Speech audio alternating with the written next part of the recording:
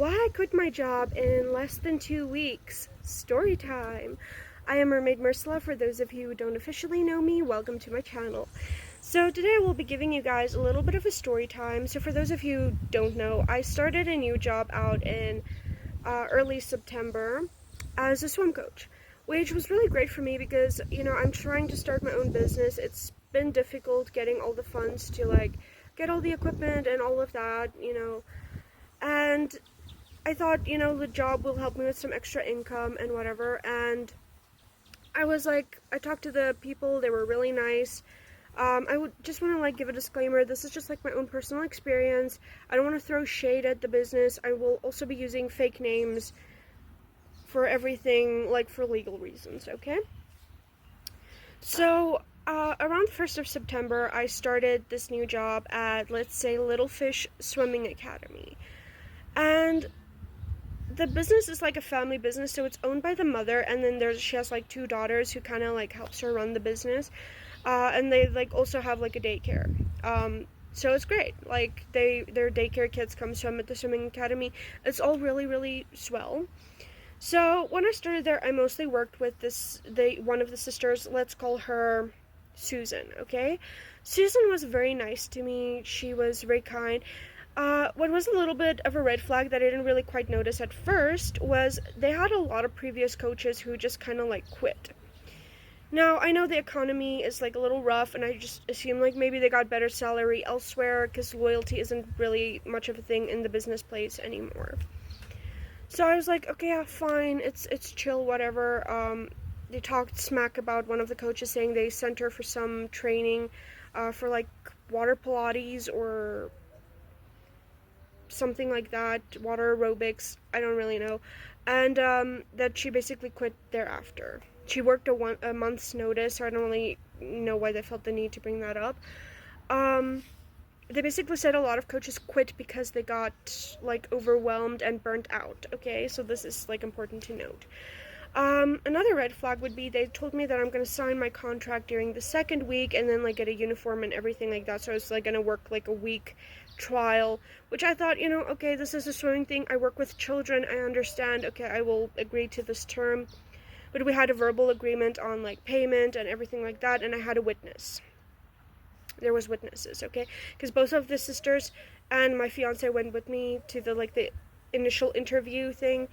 Because he drives me around because I don't have a car or a license, okay? And they allowed him to come in, otherwise he was gonna wait in the car, but they invited him in, okay?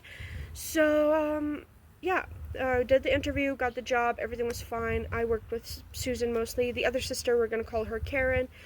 She's gonna play a little role in this story later. So Susan was very nice to me. Everything was fine. She set me up. There was no previous backlog data or admin or nothing. I had no idea what ages or levels the kids were at. I had some names scribbled on paper. The schedule was actually completely inaccurate, so I had to redo the whole schedule, do all the admin, which wasn't really my job description. I have to just put that there. My job description was to show up and teach kids how to swim. So I did all this admin. I printed out so much papers, tracking papers to track the kids' progress, to get their names, ages, so that I can keep my students organized and keep track of my students, because at the time I was charged with the care of almost 100 students. It's about 86 students that I had that swim during the week, and then there's additional students that swim on Saturdays. But Saturdays I wasn't actually supposed to work Saturdays. It's supposed to have been extra shifts, and then I would have gotten paid extra for that, okay? So the first week, everything was quite well. I was very stressed out with all of this admin stuff. I used all of my off time that I had getting that ready, fixing that, and whatever.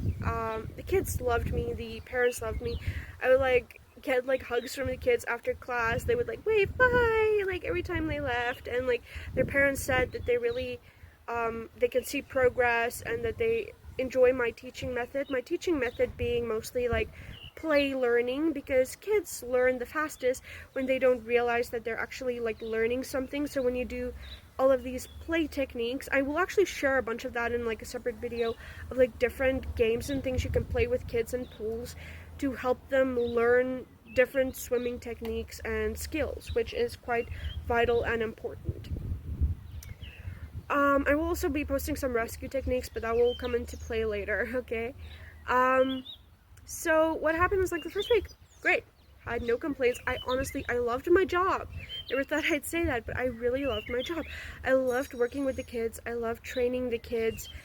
Their little faces just made my day every day when they're just so excited. They come in, they're like so shy, and they don't really interact, they don't talk much, and then you start working with them, and then they will just like start enjoying it, and after class they would leave with these big smiles and like these little enthusiastic little energies, and like that was honestly the most healing thing for me. And it was so special. I really enjoyed working with the children. It was awesome. And yeah, and a lot of you might be asking now, if you loved it so much, why did you quit after like barely 2 weeks? Well, first week went swell. Second week, Monday rolls in. My morning class was the kindergartner, so it's ages about 3 to 5. And Karen, the other sister, decided to sit in on this. So she sat in on the class. Now, how it works usually, because this was a big class, most of my classes was between like 2 and 8 students, depending. And I mean, I had like great progress. I had like adults that came in, their second class, one of them could already swim laps underwater, which I was like really impressed with her. It's just like to get over that initial fear. And actually adults are actually kind of harder to teach than kids because of our mental blockages, and we kind of like overthink things, and it makes things harder to do. So the Monday, Karen decided to sit in on the class. Now, how it works when the bigger class, a teacher or somebody sits like near the steps where the kids are, because the kids all are lined up on a step, and for their own safety and the safety of the teacher, and so that everyone can get the benefits of the class fully, you take about 1 or 2 kids at a time, depending on their skill level. And like, because some kids are like scared of the water, so they like grab and pull. With that kids, I take them 1 at a time, because I feel they can put the other kid in danger. So if they can both, they're comfortable in the water, I take 2 at a time, and then we do like laps. So I was practicing kicking on this particular day. And like clockwork, Karen interrupted my lesson around every 5 minutes, questioning every technique I was doing. And I had initially thought this was just curiosity, and that she was generally just, as one of my bosses technically, just making sure that I know what I'm doing, right? So I had no problem. I like told her, yeah, like I'm doing this because of this, and I'm doing this way because of this reason, blah blah blah. Okay. One of my examples that I'll point out, a specific example, is the kids actually, a lot of them have been swimming for a while, and none of them can actually float, which was weird to me, because that's the first thing I usually teach, because it's a very important safety skill. So what happens is, like, the kids, a lot of the time when you put them in the water, they don't like it, so they panic, okay? So I oftentimes hold one of my hands, like, about where their back is for support, because if you don't do that, they squirm and then they sink. So just to get them to be comfortable with the water, I do that. Okay, so Karen then pointed out, we should just hold their necks because their bodies float by itself. And I was like, okay, yeah, I know that. I studied. Okay, I know what I'm doing. And then she's like, oh, yeah, but, why are you doing it that way then? And I'm like, okay, and I really, like, noticed she's starting throwing sauce at me, and I'm like, can we do this, like, after class? And, like, whatever. So I just went on with my lesson. Another thing, like, you have to teach kids to blow bubbles. But I do it so that they pinch their noses and then blow bubbles. Otherwise, they, breathe it in or try to swallow the water. And because these kids are so young, that's how I teach them to begin with. And then later, we do it without the noses. Again, she picked me apart. She's like, no, why are you making them pinch their noses? They're just supposed to put their faces in the water. And I'm like, they're not ready for that yet. And, like, there's this thing called integration, right? Like, you build it up from something small and then progress from there, okay? So that's just, like, how it went. And, yeah, like, it's just, I had this intuitive feeling after that something bad was going to happen, and how right I was. Anyway, went to my Wednesday class, did morning class, afternoon class, everything was fine. That afternoon, the other sister, Susan, she was there. She, like, I, like, made some notes and things of, like, some things, because the water was a bit cold that day for some reason. I noticed, like, one of the bricks was, like, raised, and there was, like, a lack of toilet paper in the bathroom. I made all of these little notes that I was giving her at the end of the day, and also gave her all of the money, the payments that the parents made, that they paid like in cash. And also there was a student that filled in a registration form, so I was like talking to her about all that. We handled all the admin stuff, and she was like friendly with me, everything, walked me out, and locked the gate. We just chatted like we usually do and whatever. Everything was fine, no sign of any bad things to come. I live like freaking less than 5 minutes away, okay? I barely got home. Got a message on the coaches group chat from Karen, the other sister, the one that sat in on the class, basically saying that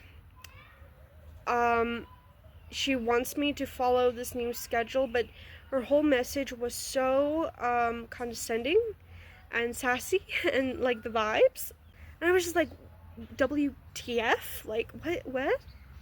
So I was like, okay, I just redid the admin. None of the kids are on the same level. Now, she wanted it to be somewhat more structured, which I can understand. But she wants to follow this very strict program. So they have like this program, it's like 8 different criterias, right? You have like your level 1, your level 2, 3, whatever. Now, she wanted a kid to complete the whole level in one class, which is like 30 minutes. All of the kids don't learn at the same pace. They're all not on the same level. This is literally an impossible task she asks of me.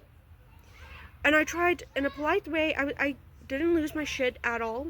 I was like, I remained calm. I explained to her that this wasn't gonna work unless we literally restructure all the kids. And some kids can only come in on certain times. This would have like thrown everyone off, And I was like, okay, I'm making progress with the kids using the way I do. I am using your curriculum and getting the kids to do those 8 different levels. I will get them to do all the things. It's just each kid's gonna progress individually, which is how I invented my tracking sheets. The neighbor's kids is playing outside and being a bit loud, but I don't mind. Kids can play. Kids can have fun. It's fine. But yeah, if you guys hear kids, it's not my kids. I don't have kids. It's the neighbors. Anywho, so yeah, like I told her I made these sheets. I showed them. I actually went into their office and I showed them before, like the sheets I made and like how I'm reinventing the progress tracking thing so that I can do their curriculum, but like in a better way to make all the kids progress as fast as they can, like basically tailoring my classes to each individual child's needs. Because we also had like a disabled girl, like she had Down syndrome, and she learns a little slower than the rest of the kids, and I think there's like a B or something. Okay, I'm allergic. Let's hope it doesn't come down here. Anywho, so yeah, things just like took a little left her, and she questioned everything, and every time like I explained something, she brought up a new problem. She's like, but this, and I was like, okay. Then I actually, in a very polite way, I directly asked her if she like has maybe like a problem with me, like as a person or something, and did I do something wrong that upset her or offended her, so that I can like work on that, because it was clear that it wasn't my teaching that she was like being mad at. And then she got like real defensive, like real fast, and she's like, oh no, I'm just gonna like sit and I'm gonna like think if you're still like worth keeping on board, like threatening to fire me. Then I was like, what? I was like, I was so professional and polite this whole time, even though I wanted to yell. I have a temper, and I'm a little bit of petty sometimes. So when people like start throwing conflict at me, I hate conflict and I get defensive. So in this whole conversation, I didn't get defensive once. I stayed professional. I stayed on board. I have all of the receipts.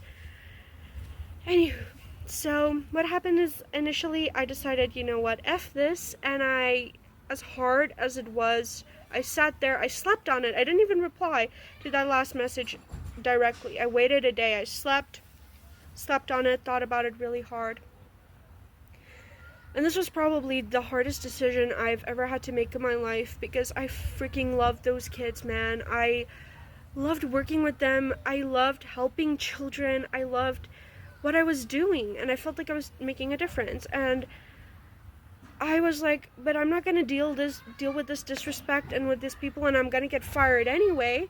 So I wrote an official professional resignation letter and sent that on the group, the coaches group, okay, where we talk about all of this.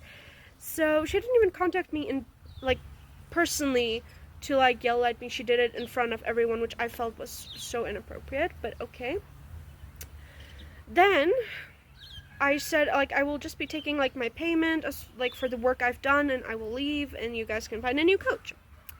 And she refused to pay me. Like, at first she says, like, oh yeah, like, I'll happily pay you, but first I need all of your admin paperwork stuff. And I'm like, I leave all of your stuff on the desk every time I leave. All your stuff is there. The only stuff I have is my own personal things, which contains non-personal information of the children, which I think that's what she thought I had. I only have the children's names. Some of them I didn't even have the children's names, but it's just like a progress tracking sheet. I just have the child's name, like kid's name, what time they're coming in for their swimming class, and then like how far along they are. Like, that's what I had. And it's my personal paperwork. I printed it myself. I was like, I'm not gonna hand it in to you. I did research. She has no right to that information, that admin I did, right? Because I double checked, okay, to make sure. And she kept insisting that. So I did what I had to do, and I said I was going to go to the CCMA if they did not pay me within 48 hours. Then they sent me some really mean stuff, and I was like, okay, yeah, you can do you, but like I will go to the CCMA if you do not pay me, because we had a verbal agreement, and I have receipts and witnesses. And, okay, long story short, they did pay me. They paid me about 500 Ren less than they were supposed to, but I got money for the work I did, so I didn't really care, because I just didn't want any more conflict or issues at this point. Then, like, I basically just made a post on my Facebook saying, like, okay, I no longer work here. I don't want to be associated with this business, because they treated... I didn't say this, but they treated me like crap, so I didn't want to be associated with them. All I said on the Facebook post was, I no longer work at Little Fish Swimming Academy. I don't want to be associated with them. That's all I said. Then I got messages from both Susan and Karen saying that I should not make posts and remove the posts and not make any videos or anything talking about their business, because they spoke to a lawyer, which is utter BS. You cannot get a lawyer that fast. And if it's a family member, they cannot sue me, because you cannot sue with a family member as a lawyer. So I don't know where this lawyer comes into the picture, but basically they threatened to sue me for, I don't know, ruining their business, which they're doing a pretty good job doing all by themselves. So that is like why I quit. That's what happened. That's the story. Like I said, not throwing shade, just I'm really disappointed, and like, because I really liked my job. So now I'm just trying to like forge my own path. So if you guys want to support me, please like, follow, whatever, do the things. I will link my website down below, and I will from henceforth just be associated with my own brand, Mersala Make Waves. I will no longer be working with any other swim schools. So thank you guys so much for listening to my video, and I'll see you guys in the next one. Bye!